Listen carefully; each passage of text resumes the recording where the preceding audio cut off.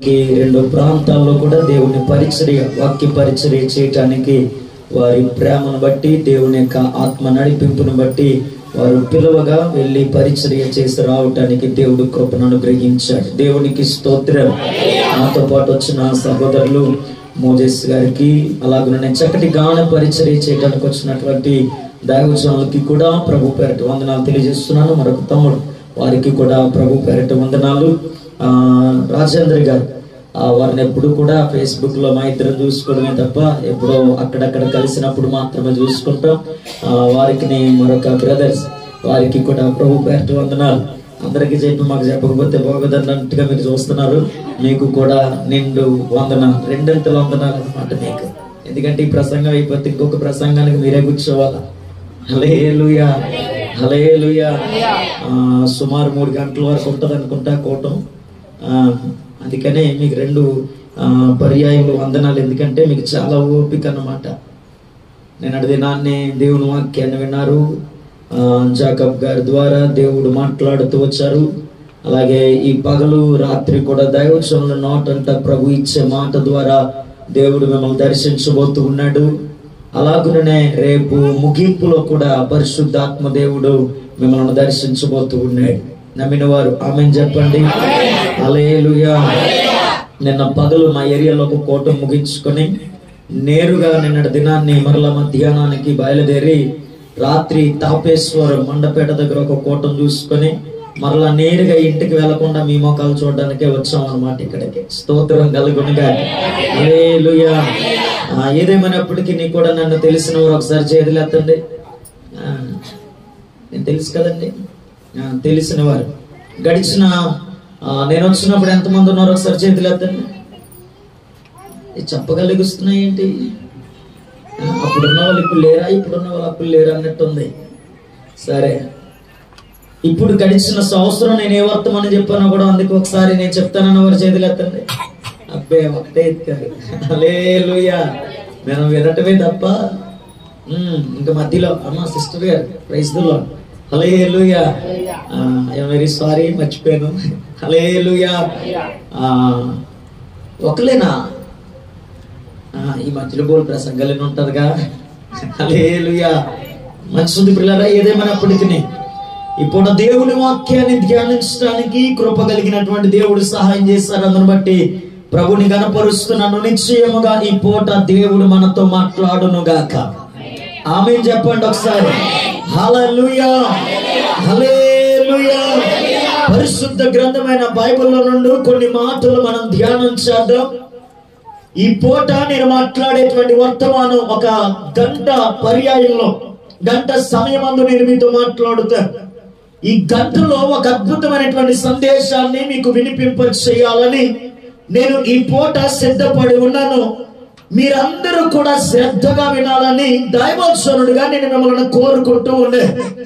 ఈ 3 దినాల యొక్క ఉపవాస కూడికలలో దేవుని యొక్క సముఖం ఎదుట ఉపవాసమునకు ఉన్న నిర్వచనాన్ని దైవజనులు స్టాలిన్ గారు ఒక మంచి మాటను వారు మాట్లాడుతూ వచ్చారు. హల్లెలూయా. పరిశుద్ధాత్మునితో సహవాసం చేస్తూ ఇంకా వాక్యముతో ఉండాలని చాలా మంచి విషయాలు, ఒక ఉపవాసం గురించినటువంటి ఒక నిర్వచనాన్ని 4 మాటల్లో చాలా క్లుప్త వివరణ వారిచ్చారు. దేవునికి స్తోత్రం కలుగునుగా.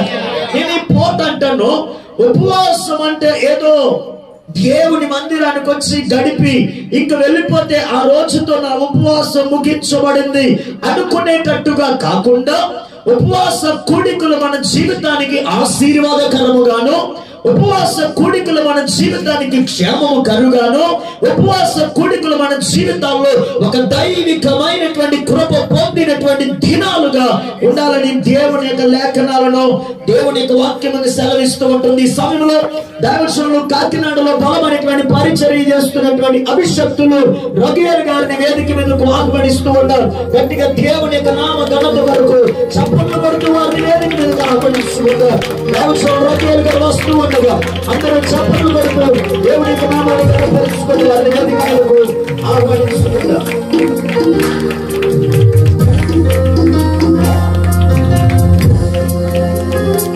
ఓకే, దేవునికి స్తోత్రం. స్తోత్రం కలుగునుగా. దైవజనులు మన మధ్యలోకి వచ్చారు కనుక నేను కొంచెం నాకు ఇచ్చినటువంటి సమయంలో ఒక పావు గంట 20 నిమిషాలు నేను కుదించుకుంటాను. ఏదేమైనప్పటికీ అభిషేక్తులు మన మధ్యలో ఉన్నారు. వారు కూడా ఈ నేటి మరొక ఉపదేశకులుగా వర్తమానుకులుగా పిలువబడ్డారు. దైవజనులు యేసురత్నం గారి యొక్క ఆహ్వానం మేరకు ఈ పూట దైవజనులు ఇరువురు కలిసి దేవుని పరిచర్య చేయడానికి కృప కలిగినటువంటి దేవుడు తన దాసులమైన మమ్మలను ఈ ప్రాంతానికి నడిపించారు. దేవునికి స్తోత్రం కలుగునుగా. పిల్ల జాగ్రత్తగా దేవుని యొక్క వాక్యంలోనికి వెళ్ళదు. పరిశుద్ధ గ్రంథమైనటువంటి బైబిల్లో నుండి కొరింథీ రాసిన పత్రికలో కొరింథీ పత్రిక 5వ అధ్యాయం 2వ వచనాన్ని చదువుకుందాం. కొరింథీ పత్రిక 5వ అధ్యాయం 2వ వచనం. కొరింథీ 2వ పత్రిక 5వ అధ్యాయం 2వ వచనం. మనము దిగంబరులము కాక వస్త్రమును ధరించుకొనివారముగా కనబడుదుము. హల్లెలూయా. పరిశుద్ధ గ్రంథమైన బైబిల్లో నుండి అపోస్తలుడైనటువంటి పౌలు గారు కొరింథీ పత్రికలో రాయబడినటువంటి విషయాన్ని 5వ అధ్యాయం 2వ కొరింథీ పత్రిక 5వ అధ్యాయం 1వ వచనంలో ఈ రీతిగా రాయబడుతూ ఉంటుంది. భూమి మీద మన గుడారమైన ఈ నివాసము శిథిలమైపోయినను చేతి పని కాక దేవుని చేత కట్టబడినది నిత్యమునైన నివాసము పరలోకమందు మనకున్నదని ఎరుగుదుము. ఆ నివాసములో మనము దిగంబరులము కాక వస్త్రమును ధరించుకొనివారిగా కనబడుదుము అని లేఖనములో రాయబడుతూ ఉంది. హల్లెలూయా. మనకంటూ ఒక నివాసం ఉంది. ఆ నివాసం ఎన్నటికీ శిథిలము కాదు అని. మనకంటూ ఒక నివాసం ఉంది. ఆ నివాసం పరలోకములో ఉన్నదని. ఆ నివాసం మనుషుల చేత కాక దేవుని చేత మాత్రమే కట్టబడినది అని.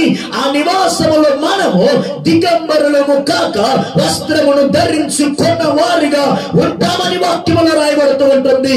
అంటే మనము ఆ నివాసములో ఎలా అడుగు పెడతాము అనంటే వస్త్రమును ధరించుకుని వారుగా అడుగు పెట్టగలుగుతామని బైబిల్ చెప్తూ ఉంది.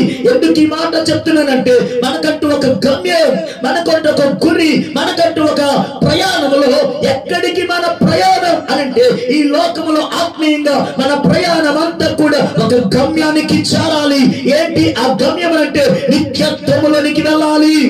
మన భక్తి, మన ఆత్మీయ జీవితం, ఈ యొక్క ఆధ్యాత్మికమైనటువంటి ప్రయాణంలో మనం ఎక్కడికి వెళ్ళాలని అనంటే మనమంటూ దేవుని చెంతకు వెళ్ళాలి. ఆ పరలోకములో అడుగు పెట్టాలి. ఆ నిత్యత్వములో అడుగు పెట్టాలి. మన కొరకు దేవుడు ఉంచినటువంటి ఆ నివాసములో మనము ఉండాలని ఈ ఆధ్యాత్మికమైనటువంటి ప్రయాణంలో మనము కొనసాగుతూ వస్తూ ఉంటున్నాం.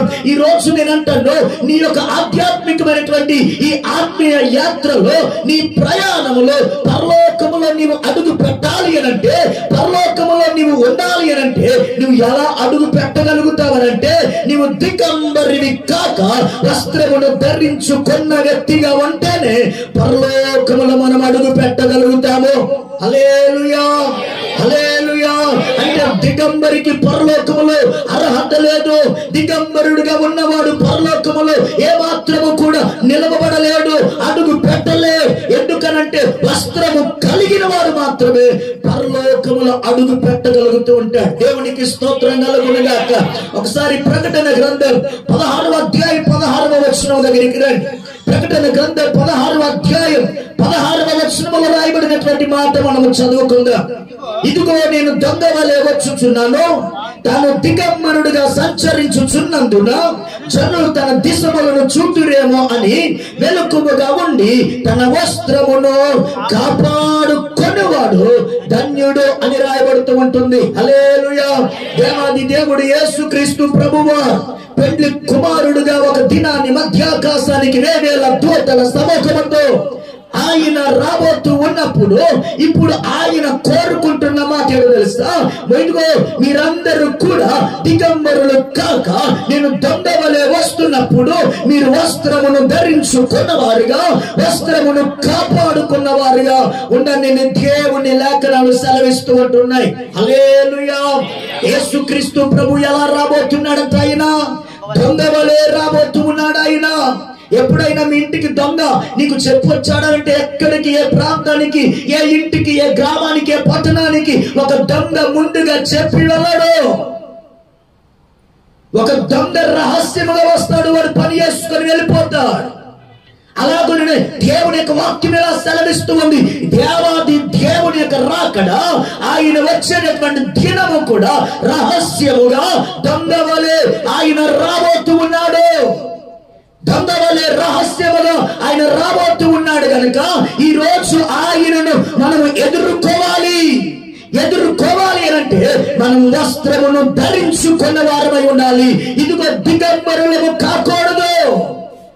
ఈ రోజు ఈ పూట దేవుని యొక్క వాక్యం ఎలా రాయబడుతూ ఉంటుంది, మనము దిగంబరులు కాకూడదు అని అంటే మన వస్త్రమును కాపాడుకునే వారమై ఉండాలి. ఎందుకని ప్రభు అంటున్నాడు కాపాడుకోనండి అంటే, నీ వస్త్రమును దొంగలించేటటువంటి వాడు కూడా తిరుగుతున్నాడు కనుక. ఎవడా దొంగ అంటే అపవాది. ఈ వస్త్రమును దోచుకొని పోవటానికి, వస్త్రమును దొంగలించటానికి, నీ దగ్గరున్న వస్త్రము దోచుకొని దొంగలించి దేవుని దగ్గర నిన్ను దిగంబరిగా చేయటానికి ఒక దొంగ తిరుగుతున్నాడంట. వాడు ఎలా తిరుగుతున్నాడో తెలుసా? బైబిల్ ఎలా సెలవిస్తూ ఉంది, వాడు గర్జించు సింహం వలె వాడు తిరుగులాడుతూ ఉన్నాడు. ఎందుకని అంటే వస్త్రమును దొంగలించుకోవటానికి. ఎందుకని అంటే బైబిల్ ఎలా సెలవిస్తూ ఉంటుంది, ఇదిగో వస్త్రమును దొంగలిస్తే, వాడిని దిగంబరిగా చేస్తే వాడు దేవుని దగ్గర సిగ్గుపరచబడాలని దొంగ ప్రయత్నం.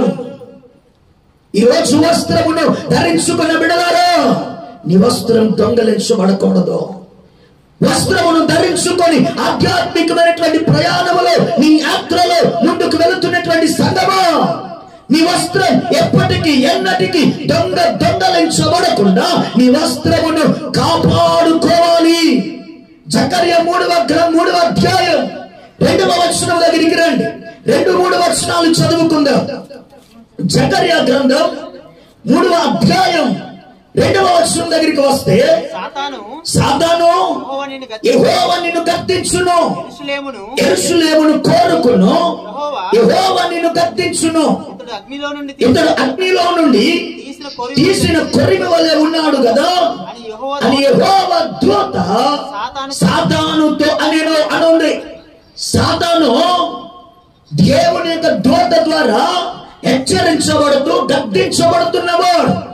ఇదిగో సాతాను, యెహోవా నిన్ను గద్దిస్తూ ఉన్నాడు, యెరూషలేమును కోరుకును, యెహోవా నిన్ను గద్దిస్తూ ఉన్నాడు. ఎందుకు గద్దిస్తున్నాడు తెలుసా? ఇదిగో ఇతడు అగ్నిలో నుండి తీయబడిన కొరిమి వలె ఉన్నాడు కదా. ఇప్పుడు ఆయన వస్త్రమును నువ్వేం చేస్తావనంటే, బైబిల్ చెప్తూ ఉంటుంది, ఆయన వస్త్రమును ముట్టి మలినము చేసిన వాడవై ఉన్నావని వాక్యంలో రాయబడుతూ ఉంటుంది. ఎవరాయన? అగ్నిలో నుండి తీయబడిన కొరిమి వలె ఉన్న వ్యక్తి అనంటే బైబిల్ స్పష్టంగా రాయబడుతూ ఉంది. అతని పేరు యెహోషువ. యెహోషువ దగ్గరికి అపవాది వెళ్ళి వస్త్రమును ముట్టి మలినము చేసిన వాడై ఉన్నాడు. ఈ పూట నేనంటాను, అపవాది ఎక్కడికైనా చొరబడుతున్నాడు. ఎందుకనంటే వస్త్రం మలినము చేయాలని వాడు టార్గెట్. రెండు, వాడు నీ ప్రయత్నం ఏంటంటే నీ వస్త్రమును దొంగలించాలని వాడు ప్రయత్నం. ఈ రెండే పనులు పట్టుకొని వాడు గర్జించు సింహం వలె తిరుగులాడుచున్నాడు. ఈ పూట జాగ్రత్తగా సంగమా వినండి. నీ జీవితంలో నీ వస్త్రం ఏం కాకూడదు తెలుసా? మలినము కాకూడదు. నీ వస్త్రం దొంగలించబడకూడదు. ఎక్కడికి వెళ్ళాడు అపవాది అనంటే, కొరిమిలో నుండి అగ్నిలో నుండి తీయబడిన కొరిమి వలె ఉన్న యెహోషువ దగ్గరికి, దైవజనుడైనటువంటి యెహోషువ దగ్గరికి వెళ్ళాడు. రెండవ వాక్యం ఎలా రాయబడుతూ ఉంటుంది, ఇదిగో దేవుడు తన స్వరూపమందు తన పోలిక చొప్పున తన యొక్క ఊపిరిని నాసికా రంధ్రములో ఊదినటువంటి ఒక మనుషుడిగా తయారు చేయబడినటువంటి, దేవుని పోలికగా తయారు చేయబడినటువంటి ఆదాము అవ్వ దగ్గరికి కూడా వెళ్ళిన వాడై ఉన్నాడు అపవాది. ఆదాము ఎవరు అనంటే దేవుని సృష్టి. ఆదాము ఎవరు అనంటే దేవుని పోలిక. ఆదాము ఎవరనంటే దేవుని కష్టార్జితం. దేవుడు నోటి మాట చేద్దాం, అన్నిటినీ తయారు చేస్తాడు. మానవుడి దగ్గరికి వచ్చేసరికి మాత్రం తన కష్టంతో మనవుని తయారు చేస్తాడు. ఆయన మట్టిని తీసుకున్నాడు, తన స్వరూపములో ఒక బొమ్మను తయారు చేస్తాడు. అంటే మానవుడు దేవుని కష్టార్జితం. బైబిల్ సెలవిస్తూ ఉంది, ఆదాము ఎవరు అంటే దేవుని కుమారుడని బైబిల్ చెప్తూ ఉంటుంది.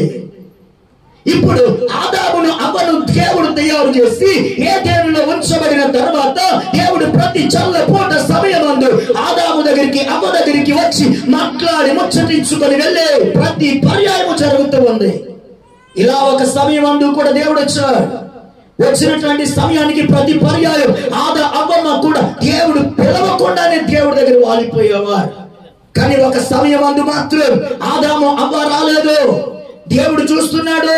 దేవుడు చూస్తూ చూస్తూ మీరు రాలేదని దేవుడు పిలుస్తున్నాడు. ఆదామా ఎక్కడున్నావు, ఆదామా ఎక్కడున్నావు అని అడిగితే అప్పుడు ఒక పొదలలో నుండి స్వరం బయటకు వస్తూ ఉంది, ఇదిగో మేము ఇక్కడ పొదల చాటున దాగున్నాం. ఎవడు దాగుంటాడంటే ఒక తప్పు చేసిన వాడు దాగుంటాడు, ఒక అక్రమకారుడు దాగుంటాడు, ఒక వ్యభిచారి దాగుంటాడు, ఒక దొంగ దాగుంటాడు. ఇలా చెప్పుకుంటూ పోతే ఎవరు దాగుంటారో కూడా మనకు తెలుసు. ధైర్యంగా వచ్చేవాడు ఒకలాగుంటాడు, దాగునేవాడు మరొక తప్పిదాలు చేస్తూ ఉన్నవాడిగా, ఏదో ఒక లోపాలు ఉన్నవాడిగా కనబడుతూ ఉంటాడు. దేవుడు అన్నాడు, ఎందుకు అక్కడున్నావు? దేవుడితో మీరు మాట్లాడుతున్నారు, మేము దిగంబరులుగా ఉన్నామని. దేవుడు అంటున్నాడు, ఎవడో మీరు దిగంబరులుగా ఉన్నారనే సంగతి నీకు తెలియజేసిన వాడు అని. ఎవడయ్యా? వారి దిగంబరత్వంలోనికి తీసుకొని పోయిందనంటే అపవాది. అప్పటి వరకు వారికి వస్త్రాలు ఉన్నాయంటే లేవు. మరి ఏమైంది అంటే వారికి దేవుడిచ్చినటువంటి మహిమ కలిగిన వస్త్రాన్ని కోల్పోయిన వారిగా ఉంటున్నారు.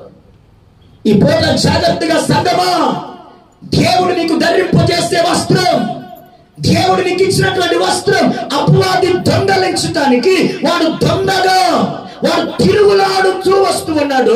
నీవేం చేయకూడదో తెలుసా? నీ వస్త్రమును దొంగలించబడకుండా వస్త్రము పట్ల బాధ్యత కలిగి నీ వస్త్రాన్ని కాపాడుకునే వ్యక్తివై ఉండాలి. అపవాది ఎలాంటోడనంటే యోహాను సువార్త 8వ అధ్యాయం 44వ వచనం దగ్గరికి రండి. పరిశుద్ధ గ్రంథమైన బైబిల్లో నుండి యోహాను సువార్త 8వ అధ్యాయం 44వ వచనంలో రాయబడినటువంటి మాట, దొంగ అయినటువంటి అపవాదిని గూర్చి వాక్యం ఎలా రాయబడుతూ ఉంటుంది? మీరు మీ తండ్రి యొక్క అపవాది సంబంధంలో మీ తండ్రి దురాశలను నెరవేర్చుకోరుచున్నారు. ఆది నుండి వాడు నరహంతకుడై ఉండి సత్యమందు నిలిచిన వాడు కాడు, వాని యందు సత్యమేమీ లేదు. వాడు అబద్ధికుడును, తన స్వభావమును అనుసరించి మాట్లాడును. వాడు అబద్ధమునకు జనకుడై ఉన్నాడు. అపవాది ఎలాంటోడనంటే, ఒకటి వాడు దురాశ కలిగిన వాడు. అపవాది ఎలాంటోడనంటే వాడు ఆది నుండి నరహంతకుడై ఉన్నవాడు. అపవాది ఎలాంటోడనంటే వాడి దగ్గర సత్యము లేదు. వాడి నోటంటే ఏ రోజు ఏ పూట కూడా సత్యమే రాదు. వాడు ఒక అబద్ధికుడు. వాడు మాట్లాడే ప్రతి మాట వాడి స్వభావమును అనుసరించే మాట్లాడుతూ ఉన్నాడు. ఆదిలో ఏదెనులోనికి వచ్చి వారి స్వభావమును అనుసరించే అబద్ధము మాట్లాడి మోసపుచ్చటం వల్ల, భ్రమపరచటం వల్ల ఆదాము అవ్వ వారికి ఉండే మహిమ కలిగిన వస్త్రాన్ని కోల్పోయిన వారిగా ఉంటున్నారు. ఈ పూట సంగమా,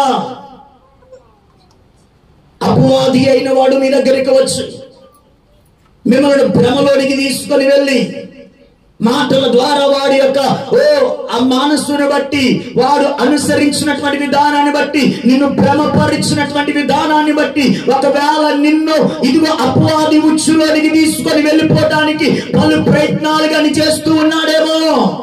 జాగ్రత్త, వాడు దురాశ కలిగిన వాడు. జాగ్రత్త, వాడు నరహంతకుడు. జాగ్రత్త, వాడు సత్యమందు నిలబడు, సత్యమందు కూడా నిలిచిన వాడు కాడు. వాడు ఎవడు అంటే వ్యక్తి అబద్ధికుడు, అబద్ధములకు జనకుడై ఉన్నాడని బైబిల్ చెప్తూ ఉంటుంది. ఈ పూట మనం ఏమై ఉండాలని అంటే మన వస్త్రమును కాపాడుకున్న వారముగా ఉండాలి. ఆ దొంగ ఎందుకు తిరుగుతున్నాడు అని అంటే వస్త్రం కొరకు తిరుగుతున్నాడు. ఈ లోకంలో దొంగ ఎందుకు తిరుగుతాడు చెప్పండి? ఉంటే డబ్బు కొరకైనా, లేకపోతే నగల కొరకైనా, బంగారం కొరకైనా, ఏదైనా విలువైనటువంటి ఏదైనా ఒక వస్తువు ఉంటే తిరుగుతాడు. నీ ఇంట్లో బంగారం ఉంది, ఎక్కడ పడితే అక్కడ పెట్టవు, ఎందుకంటే దాని కొరకు దొంగ వస్తాడేమో అనే భయం. నీ ఇంట్లో విలువైనటువంటి పత్రాలు ఉన్నాయి, ఎక్కడ పడితే అక్కడ పెట్టవు, వాటిని ఒక భద్రంగా కాపాడుతావు, భద్రపరుస్తావు, దాని పట్ల ఒక బాధ్యత కలిగి ఉంటావు. ఎందుకని? వాటి కొరకు దొంగలించేటటువంటి ఒక దొంగ వస్తాడేమోనని. అలాగునే ఒక దొంగ తిరుగుతూ ఉన్నాడు. ఎందుకనంటే నీ వస్త్రము కొరకు. బైబిల్ సెలవిస్తూ ఉంటుంది, యెరూషలేము నుండి యెరికోకు ఒక యాత్రికుడు దిగుతూ వస్తూ ఉండగా మార్గము మధ్యలో అతనిని దొంగలు పట్టుకొని తనను కొన ఊపిరితో వదిలిపెట్టి కొట్టి గాయాల పాలు చేసి, బైబిల్ సెలవిస్తూ ఉంటుంది, అతని దిగంబరిగా వదిలిపెట్టి తన బట్టను దోచుకొని పోయారని బైబిల్ చెప్తూ ఉంది. దొంగకి ఏంటి అవసరం? బట్ట. అంటే బట్ట కాదు. ఈ లోకంలో ఉండేటువంటి దొంగకైతే డబ్బు కావాలి, ఈ లోకంలో ఉండేటువంటి దొంగకైతే విలువైనటువంటి వస్తువులు, బంగారం ఏదైనా కావాలి. కానీ దేవుని దగ్గర నుండి వేరు చేయడానికి, దేవుని దగ్గర దిగంబరులుగా నిలవబెట్టడానికి ఒక దొంగ తిరుగుతూ ఉన్నాడు. ఆ దొంగకి కావాల్సింది నీ దగ్గర ఉన్న డబ్బు కాదు, ఆ దొంగకు కావాల్సింది నీ దగ్గర ఉండేటువంటివి ఏమీ కాదు. మరి ఆ దొంగకి ఏం కావాలి అని అంటే బైబిల్ సెలవిస్తూ ఉంటుంది, ఆ దొంగకి కావాల్సింది నీ వస్త్రం. నీ వస్త్రమును దోచుకొని దేవుడి దగ్గర నిన్ను దిగంబరిగా చేయాలన్న దేవుడి పలు ప్రయత్నాలు. దేవుడి యొక్క వాక్యం ఎలా రాయబడుతూ ఉంటుంది? దేవుడి యొక్క వాక్యం అక్కడ ప్రకటన గ్రంథములో 16వ అధ్యాయం 16వ వచనంలో మనం చదవబడినటువంటి లేఖనంలో, ఇదిగో మీ వస్త్రమును కాపాడుకొని ఏం చేయాలట? వస్త్రమును కాపాడుకోవాలి. ఎవరి వస్త్రం? తన వస్త్రం అనే మాట ఉంది అక్కడ. అంటే ఎవరి వస్త్రం వారు కాపాడుకోవాలి. హల్లెలూయా. ఇదిగో నేను దొంగ వలె వచ్చుచున్నాను, తాను దిగంబరులుగా సంచరించుచున్నందున జనులు తన దిశములను చూతురేమోనని మెలకువగా ఉండి తన వస్త్రమును కాపాడుకొని వాడు ధన్యుడమంది. ఎవరి వస్త్రం చెప్పాలా? వారే కాపాడుకోవాలి. వస్త్రం ఏంటండి అంటే దేవుడు నీకు ఇచ్చినటువంటి రక్షణ అనే వస్త్రం నీకు నీవే కాపాడుకోవాలా. దేవుడు నీకు ఇచ్చే అభిషేకం అనే వస్త్రం, దేవుడు నీకు ఇచ్చే నీతి అనే వస్త్రం, దేవుడు నీకు ఇచ్చే ప్రార్థన అనే వస్త్రం, దేవుడు నీకు ఇచ్చే పరిశుద్ధత అనే వస్త్రం నీవు కాపాడుకోవా. ఎక్కడను పరిశుద్ధుడిగా ఉన్న నీవు అపరిశుద్ధుడిగా మారకూడదు. వాక్యం ఎలా రాయబడుతూ ఉంది? యోహాను మొదటి పత్రిక 5వ అధ్యాయం 15వ వచనంలో స్పష్టంగా ఒక మాట మనకు కనబడుతుంది. యోహాను మొదటి పత్రిక 5వ అధ్యాయం 18వ వచనం, మనము దేవుని మూలముగా పుట్టినవాడెవడును పాపము చేయడని మనము ఎరుగుదుము. బైబిల్ సెలవిస్తూ ఉంది, ఎవడు పాపము చేయడు, ఎవడు తన వస్త్రాన్ని పోగొట్టుకోడు, ఎవడు అపవిత్రుడిగా మార్చబడడు అంటే బైబిల్ సెలవిస్తూ ఉంది, ఎవరైతే దేవుని మూలముగా పుడతారో వాడు మాత్రమే పాపము చేయడు. దేవుని మూలముగా పుట్టడం ఏంటి సార్? ప్రతి క్రైస్తవునికి 2 జన్మలు ఉన్నాయి. ఇదిగో బైబిల్ ఎలా సెలవిస్తూ ఉంది, ఇదిగో మనం క్షయమగు బీజం వల్ల కాక మనం అక్షయమగు బీజము వల్ల పుట్టినవారు, దేవుని వాక్యము ద్వారా పుట్టినవారు. వాక్యం అంటే ఎవరు? ఆది యందు వాక్యం ఉండెను, వాక్యము దేవుని యొద్ద ఉండెను, ఆ వాక్యమే దేవుడై ఉండెను. అంటే వాక్యం ఎలా రాయబడుతూ ఉంది? మనము దేవుని మూలముగా పుట్టిన వారమైతే పాపము చేయము. ఈ పూట సంగమా, నీవు దేవుని మూలముగా పుట్టిన వ్యక్తివైతే పాపపు ఆలోచనలు గాని, పాపపు క్రియలు గాని, పాపపు స్థలాల దగ్గరికి గాని, పాపపు యొక్క ఉద్దేశాలు చేయటం గాని ఏమీ ఉండవు. ఎందుకంటే నీవు దేవుని మూలముగా పుట్టావు. ఎందుకంటే ఆ దేవుడు పరిశుద్ధుడై ఉన్నాడు గనుక. హల్లెలూయా. అందుకనే ప్రభు కూడా అంటాడు, ఇదిగో నేను పరిశుద్ధుడును గనుక మీరును కూడా పరిశుద్ధులై ఉండండి. నేను మిమ్మల్ని పిలిచింది పరిశుద్ధులగుటకే నేను మిమ్మల్ని పిలిచానన్నాడు. మన దేవుడు పరిశుద్ధుడు. ఆయన చేత పుట్టిన తన బిడ్డలమైన మనమందరము కూడా పరిశుద్ధులుగా బ్రతకాలనే దేవుడు కోరుకుంటూ ఉన్నాడు. ఈరోజు జాగ్రత్తగా వినండి. ఎప్పుడు మన జీవితాల్లో పాపములోనికి వెళ్ళకూడదు. ఎప్పుడైతే నీ జీవితంలో పాపములోనికి వెళ్ళావో నీ వస్త్రాన్ని పోగొట్టుకున్న వ్యక్తిగా మారిపోతావు. నీ వస్త్రం దొంగలించబడిందిగా మారిపోతుంది. ఒకప్పుడు ప్రార్థనా జీవితం అండి, ఈ నేటి దినాల్లో లేదండి అంటే నీ వస్త్రం దొంగలించబడింది. ఒకప్పుడు విశ్వాసపు జీవితం అండి, ఆ విశ్వాసం ఈ రోజు నాలో లేదండి అంటే నీ వస్త్రం దొంగలించబడింది. ఒకప్పుడు బలమైనటువంటి అభిషేకంతో దేవుని కొరకు నిలవబడ్డావు. రోజు అటు అభిషేకం, అటు పరుగులు, అటు తపన నీలో లేదు అని అంటే నీ వస్త్రం దొంగలించబడింది. ఒకప్పుడు పరిశుద్ధుడిగా నా చూపు, నా ఆలోచనలు, నా ప్రవర్తన అన్నిటిలో కూడా నేను పరిశుద్ధుడిగా ఉన్నానండి. ఈ మధ్యనండి నేను తప్పిపోతూ వస్తున్నాను అంటే నీ వస్త్రం దొంగలించబడుతూ ఉంది. నీ వస్త్రం ఏం కాకూడదు, దొంగలించబడకూడదు. నీ వస్త్రం దొంగలించబడితే నువ్వేమైపోతావు? దిగంబరమైపోతావు. నీవు దిగంబరమైతే ఎక్కడికి వెళ్ళలేవు. ఆయన నీ కొరకు నియమించిన కట్టిన ఆ రాజ్యంలోనికి, ఆ నివాసంలోనికి మనము అడుగు పెట్టలేము. ఎవరు అడుగు పెడతారు అక్కడ అంటే వస్త్రమును ధరించుకొని వారు మాత్రమే. బైబిల్ సెలవిస్తూ ఉంది. నీ వస్త్రం ఎలా కాపాడుకోవాలో తెలుసా? మెలకువ కలిగి నీ వస్త్రాన్ని కాపాడుకోవాలి. అందుకే కదా ఇందాక చదువుకున్నాం, మెలకువ కలిగి మీ వస్త్రమును కాపాడుకోండి అంటాడు ప్రకటన. మనం ఇందాక చదవబడిన లేఖన వాక్యంలో వస్త్రము కాపాడుకున్న వానికి ఏముండాలట? మెలకువ ఉండాలి. ఎందుకు మెలకువ అంటే నీ వస్త్రము దోచుకోవడానికి దొంగ అపవాది వస్తూ ఉన్నప్పుడు వాడిని ఎదుర్కోవాలి అని అంటే నీకేం కావాలి చెప్పండి? మెలకువ ఉండాలి. నీ ఇంటికి దొంగ వచ్చాడు అనుకో, నీవు మెలకువ కలిగి లేకపోతే వాడు వస్తాడు, దోచుకుంటాడు, వెళ్ళిపోతా. అదే మెలకువ ఉందనంటే ఏ సమయంలో ఎప్పుడు దొంగ వస్తాడో కూడా నీకు తెలుస్తాడు. నువ్వు మెలకువలు కలిగి ఉంటేనే నీ వస్త్రమును కాపాడుకోగలుగుతావు. బైబిల్ సెలవిస్తూ ఉంటుంది, 10 మంది కన్యకులు ఉన్నారు, 5 మాత్రమే ఎత్తబడ్డారు, 5 మాత్రం విడిచిపెట్టబడ్డారు. ఎందుకని? సంఘమేగా. ఎందుకని? 10 మంది కన్యకులేగా. మరి 5 ఎత్తబడి 5 విడిచిపెట్టబడడం ఏంటండి అని అంటే 5 మెలకువ కలిగి తన వస్త్రమును కాపాడుకొని, 5 మెలకువ కలిగి తన దివిటీని కాపాడుకొని, 5 మెలకువ కలిగి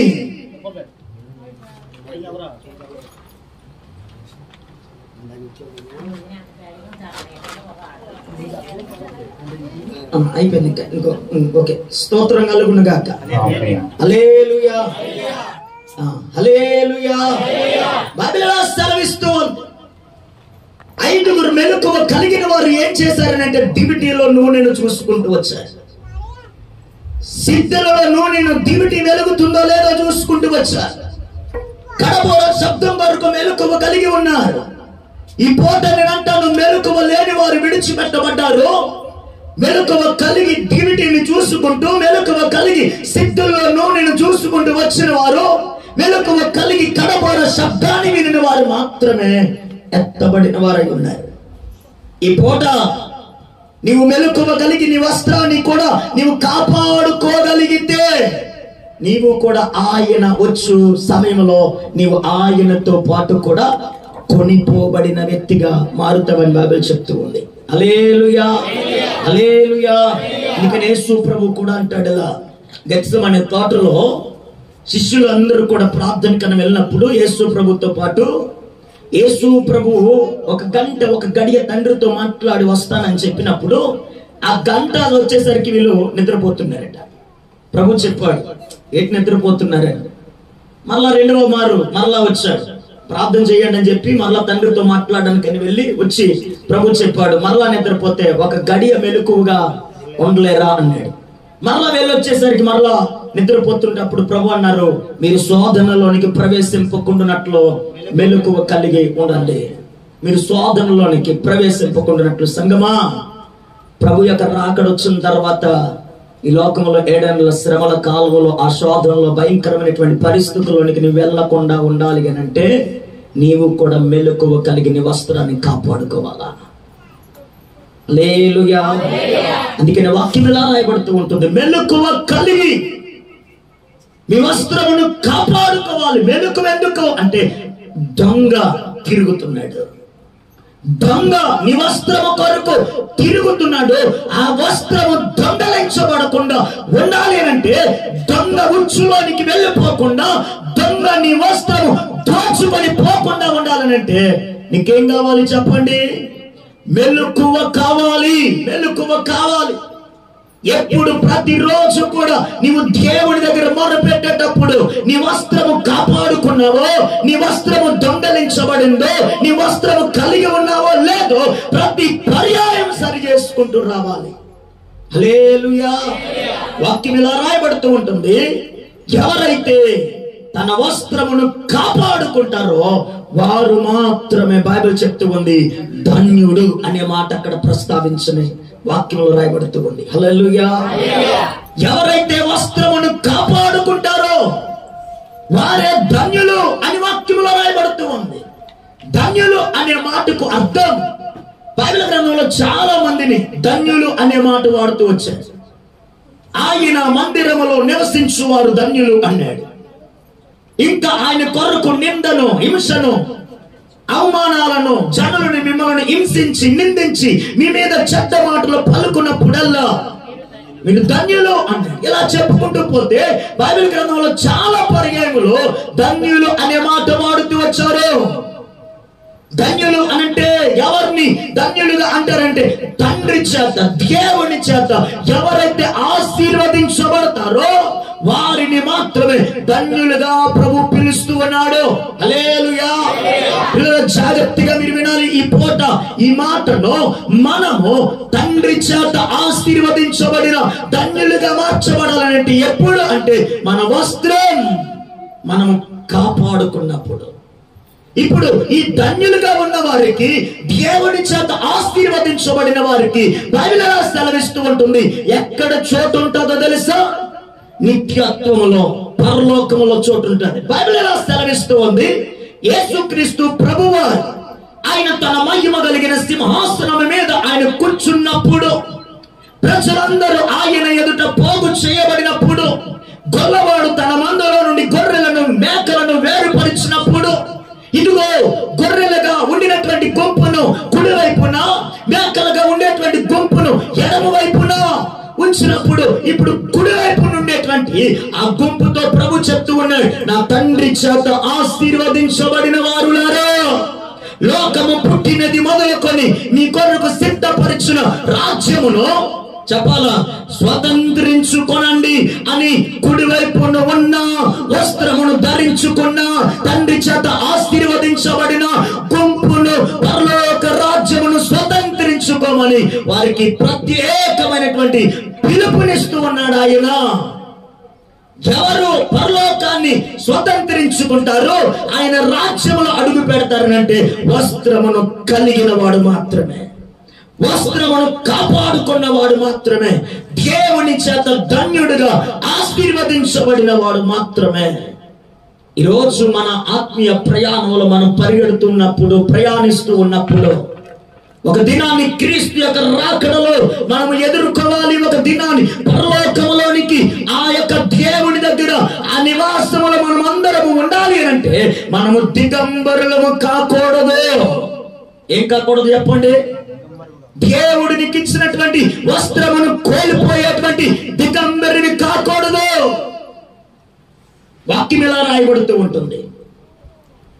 ఒక యాత్రికుడు దొంగ చేత కొట్టబడి, కొన ఊపిరి చేత రోడ్డు పక్కన పడివేయబడి, ఇదిగో తన బట్టను దోచుకొని వెళ్ళిపోయినప్పుడు ఆ ప్రాంతం గుండా ఎవరు వెళ్ళారట? లేవీయుడు వెళ్ళాడు, యాజకుడు వెళ్ళాడు. అదే సమయానికి మరొక పర్యాయంలో సమరయుడు కూడా వెళ్ళాడు. సమరయుడు చూసి త్రోవ పక్కన గాయాల పాలై వస్త్రమును కోల్పోయిన దిగంబరిగా ఉన్న ఆ వ్యక్తి మీద అతడు జాలిపడ్డాడు.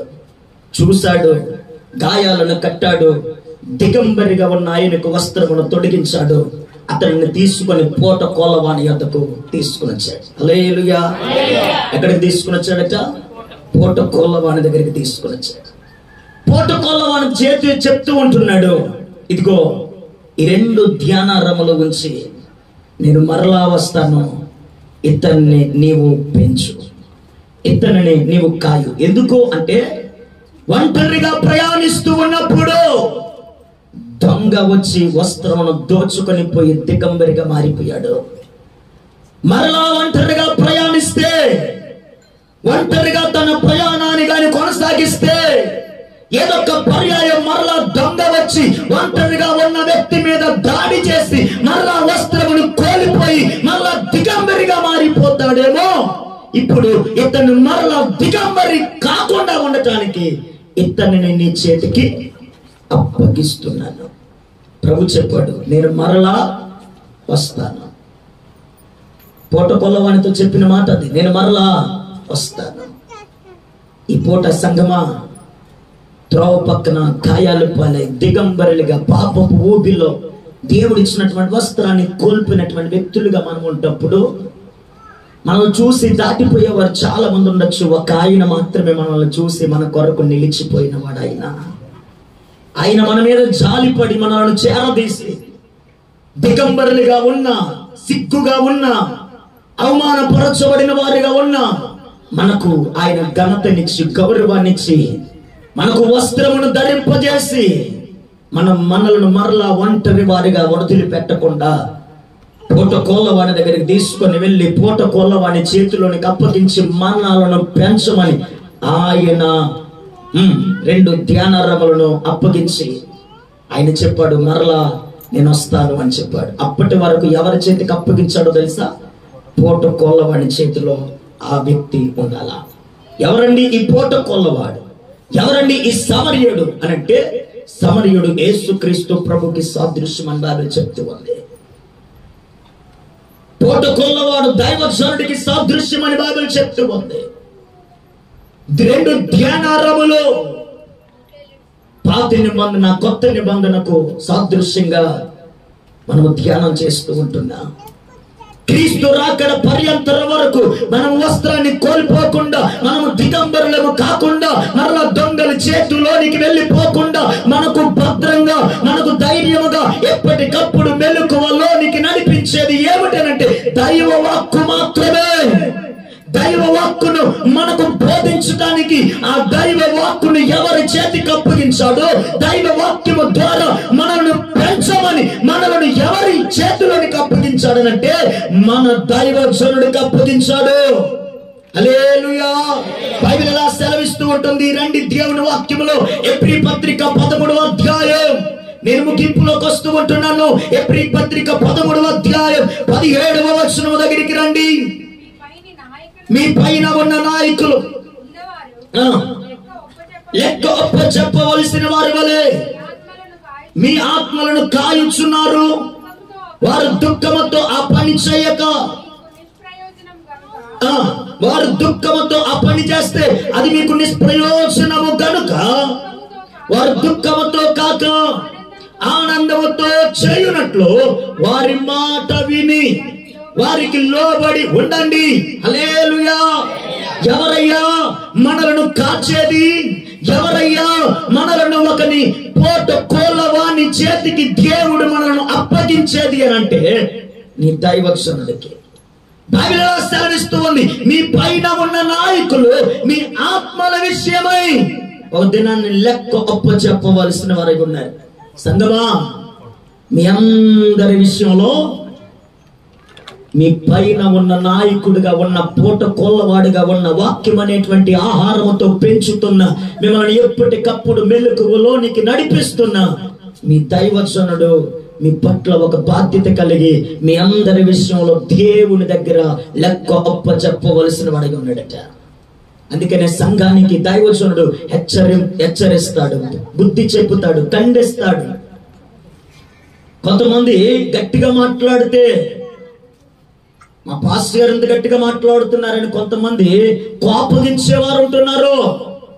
దైవజనుడు ఏం చేస్తాడు? ఖండించే సమయంలో ఖండిస్తాడు, ఆశీర్వదించే సమయంలో ఆశీర్వదిస్తూ, బుజ్జగించే సమయంలో బుజ్జగిస్తూ, ప్రతి కోణంలోనికి దైవజనుడు ఎందుకు నిన్ను నడిపిస్తాడో తెలుసా? నువ్వు చేజారిపోకూడదు, నువ్వు మరలా దొంగలి చేతుల్లోనికి వెళ్ళిపోకూడదు, నువ్వు మరలా దిగంబరివి కాకూడదు. ఎందుకని అనంటే, ఒక రోజు నిన్ను బట్టి ఎవరి చేతిలోనికైతే దేవుడు నిన్ను తీసుకొని వచ్చి అప్పగించాడో, మరలా ఆయన వచ్చినప్పుడు అప్పగించిన వారి ఆత్మల విషయమై దేవుడు లెక్క అడగబోతున్నాడు. అందుకే ఒక దైవజనుడు సంఘాన్ని ఎంతగానో కాపాడుకుంటూ ఉంటాడు. హల్లెలూయా. ఆ భారాన్ని తెలియలేనటువంటి కొంతమంది సంఘం కొంచెం బాధపడేటువంటి పరిస్థితులు ఉంటాయి. కానీ నేను ఏమంటున్నా తెలుసా? దైవజనుని గద్దింపు మనకు ఆశీర్వాదకరమని బైబిల్ చెప్తుంది. హల్లెలూయా. దైవజనుడు మనం గద్దించితేనే అది మనకు ఆశీర్వాదకరం. నేను ఇంకెలా చెప్పగలుగుతూ ఉంటున్నాను, ఇదిగో దైవజనుడు మీ కొరకు, మీ పైన ఉన్న నాయకుడు మీ విషయంలో ఆయన లెక్కొప్ప చెప్పవలసి ఉన్నది. ఇప్పుడు ఆయన పని చేసేది దుఃఖముతో పని చేస్తుంది, నిష్ప్రయోజనం. మన దైవజనుడు దుఃఖముతో కాదు, సంతోషముతో పని చేయాలి. సంతోషముతో, ఆనందముతో ఆయన ఆ వారికి అప్పగించిన ఆత్మల విషయంలో, పరిచర్య విషయంలో, సంఘం విషయంలో సంతోషముతో పని చేయాలి అంటే సంఘం 2 పనులు చేయాలి. ఏంటా పనులు అంటే, ఒకటి వారి మాట వినాలి. ఎవరి మాట? పోతకోళ్ళవాని మాట. ఎవరి మాట? ఎవరైతే దేవుడు ఎవరి చేతికైతే తీసుకొని వచ్చి మీరు మీకు పైన నాయకులని అప్పగించారో ఆ దైవజనుడు మాట వినాలి. దైవజనుడు మాట వింటేనే మనకు ఆశీర్వాదకరం.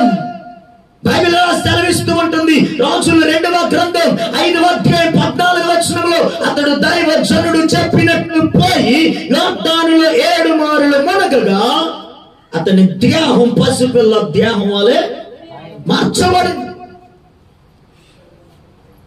7 మారులు మునిగితేనే ఎన్నో వైద్యుల చెంతకు వెళ్ళినా పోని కుష్టి రోగం యోర్దానులో మునిగితే పోయిందండి అంటే, ఇంకా మరొక పర్యాయం ఇంకా కొంతమంది కుష్ఠరోగులు ఉంటే యోర్దాను దగ్గర లైన్ కట్టేసేవారేమో.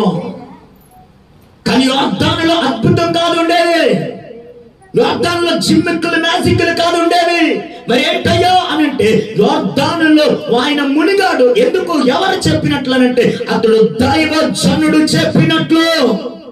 ఎప్పుడైతే దైవజనుడు చెప్పినట్లు ఆయన మాట వింటామో, ఆయన మాటకు విధేయత కలిగి ఉంటామో, ఆయన చెప్పినట్లు చేస్తామో, మన జీవితంలో ఎంతటి రోగమైనా, ఎంతటి పరిస్థితులైనా దేవుడు విడిపించు దేవుడై ఉంటూ ఉన్నాడు. ఆయన దైవజనుడి మాట మనకు ఆశీర్వాదకరం. దైవజనుడి మాట మనకు దీవెన. ఇదిగో ప్రవక్తల శిష్యుల్లో ఒకని భార్య ఎలీషా దగ్గరికి వెళ్ళింది. అప్పుల సమస్యలతో కొట్టిమిట్టాడుతూ పిల్లలను తీసుకొని పోవటానికి అప్పులు వారు వచ్చి నిలవబడుతూ ఉంటే సమస్య వివరించింది. ఎవరికి? దైవజనుడు. దైవజనుడు చెప్పాడు. చెప్పినట్లుగా చేసింది. బైబిల్ ఎలా సెలవిస్తూ ఉంటుంది, వాక్యంలో ఎలా రాయబడినటువంటి విషయం ఏంటంటే, దైవజనుడు చెప్పినట్లు ఆమె చేసింది కనుక ఆమె ఇంటిలో ఉన్న కొరత, అప్పు అంతా కూడా తీర్చబడింది. ఈ పూట సంగమా, మనం ఎప్పుడైతే దైవజనుడు చెప్పిన మాట వింటామో, ఆయన ఆనందముతో ఆ పని జరిగిస్తే అది మనకు ప్రయోజనకరమని బాగా చెప్తూ ఉంది. ఒకటి మాట వినటం, 2 ఆ మాటకు చెప్పాలా, లోబడి ఉండటం. స్తోత్రం కలుగును గాక. వింటం మట్టుకు వింటాం గాని ఆ మాటకు లోబడటం అంటేనే కొంచెం కష్టం మనకి.